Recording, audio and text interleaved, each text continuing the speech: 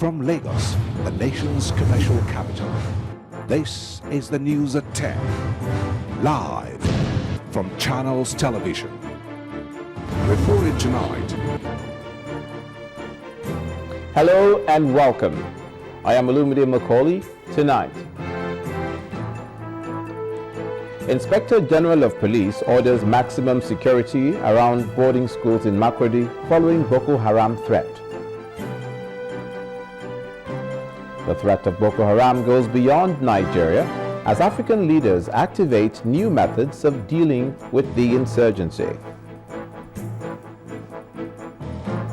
Delta State government comes hard on residents of Warri, pulls down illegal structures, also arraigns culprits in mobile court. And heavy gunfire rips through a Libyan parliament building.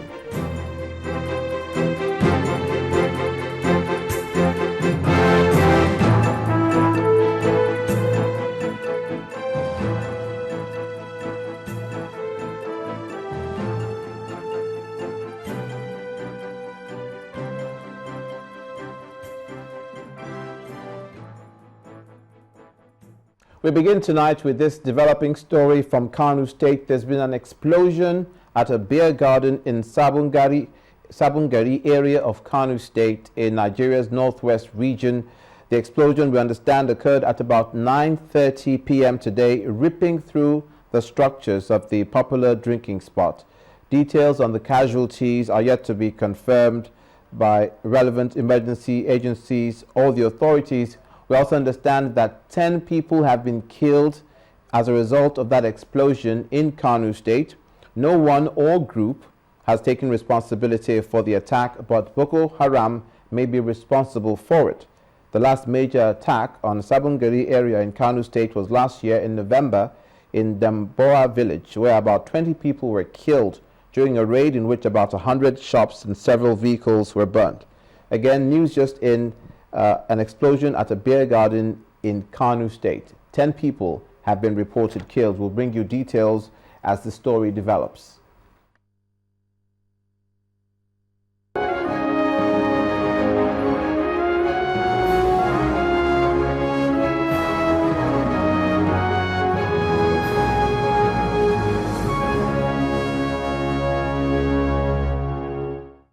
Fresh tension appears to be building up in Benue State following a reported threat by the Islamic sect to attack another government college, this time in Makurdi in Benue State. But the Inspector General of Police, Mohammed Abubakar, says there is no cause for alarm as he orders maximum security in all boarding schools around Makurdi, working in conjunction with the State Ministry of Education. The police today strengthened surveillance in all schools in the state to counter any likely attack. Already the police are investigating the authenticity or otherwise of the said handwritten letter now in possession of the police force.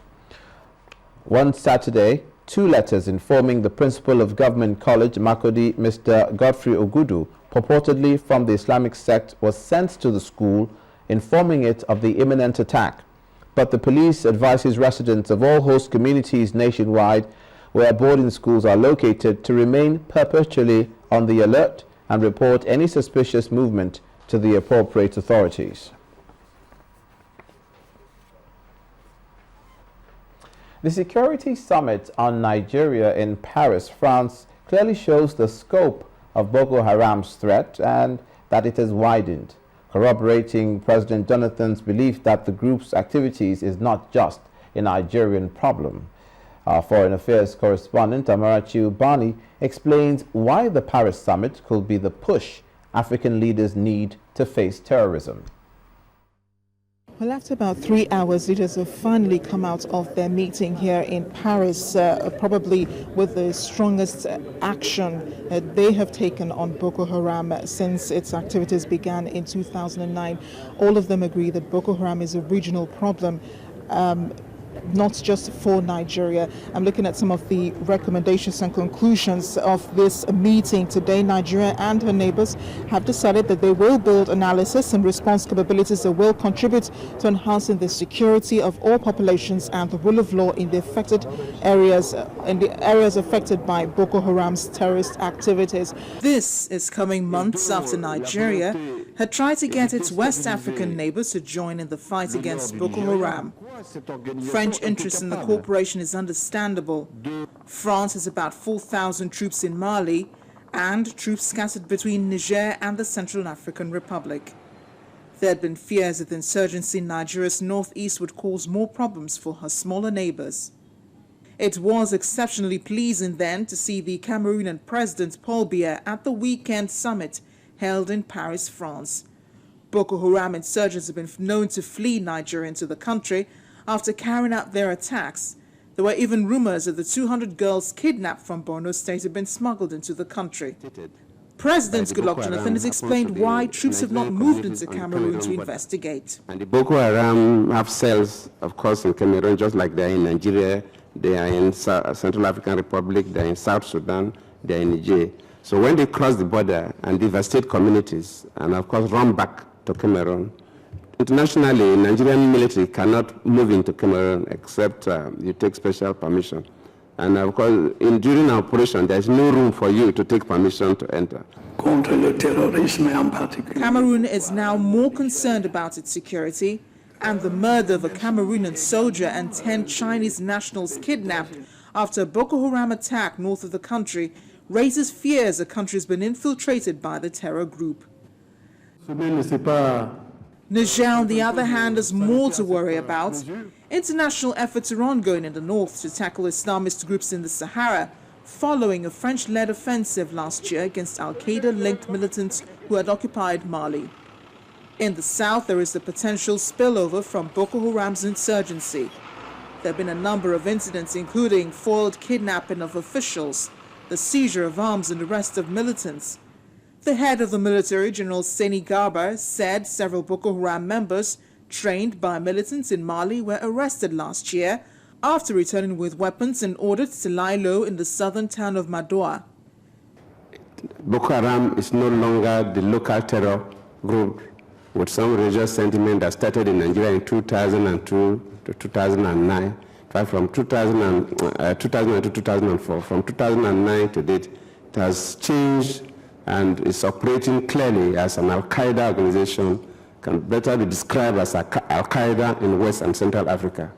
It's no longer the Boko Haram that came with the sentiments that Western education is prohibited and that women must not go to school, nobody should attend a formal institution based on Western education. It's no more operating under that guise. But African leaders have shown a lack of coordination of efforts to contain the crisis. But better late than never.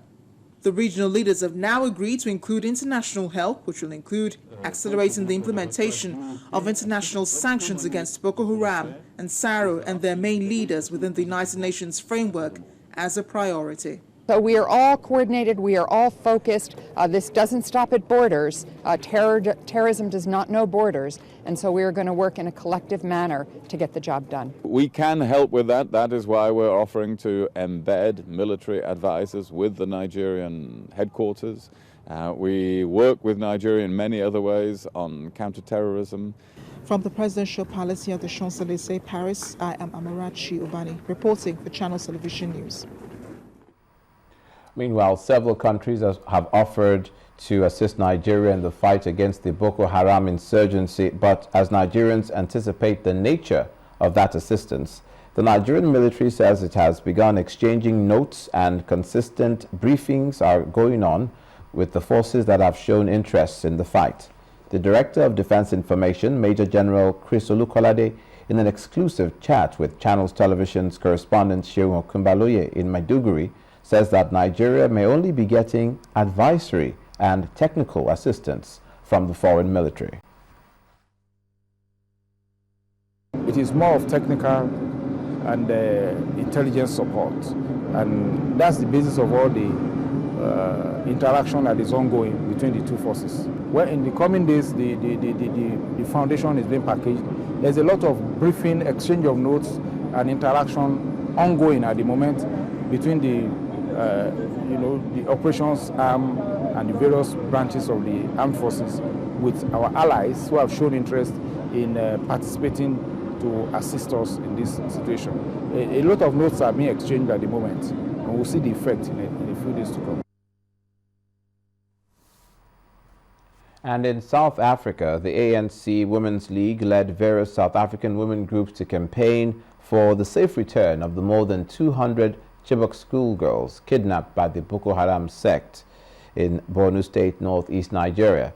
They also signed a declaration of their outrage ahead of a planned solidarity trip to Nigeria.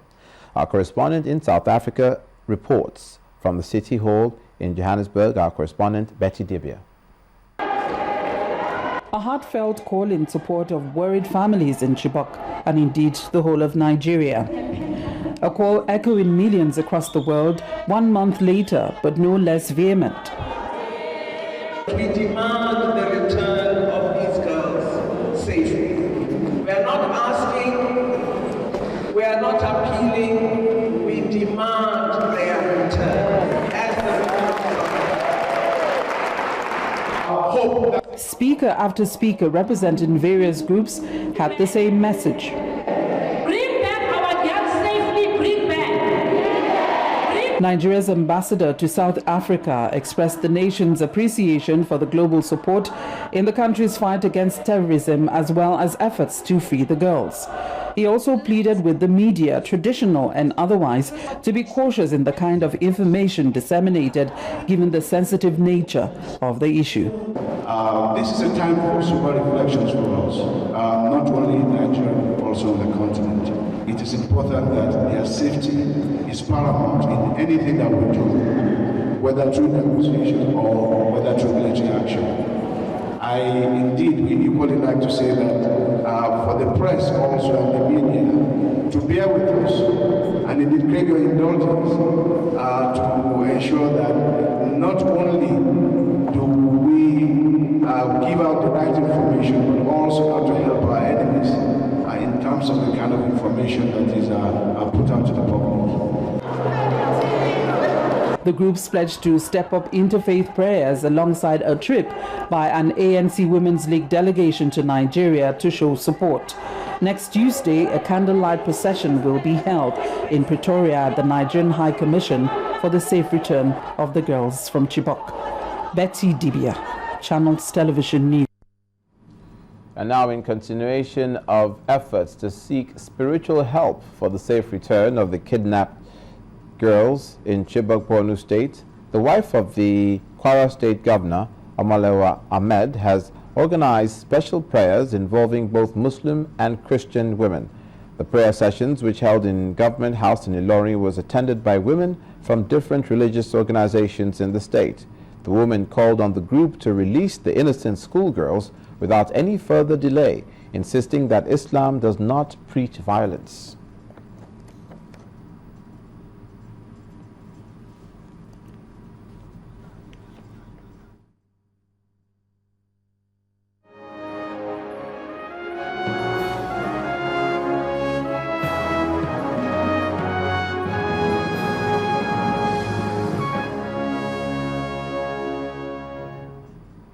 In part two, after the break, Lagos State Governor Fashola warns Badia residents against filthy environment. That's in a moment. Do stay with us.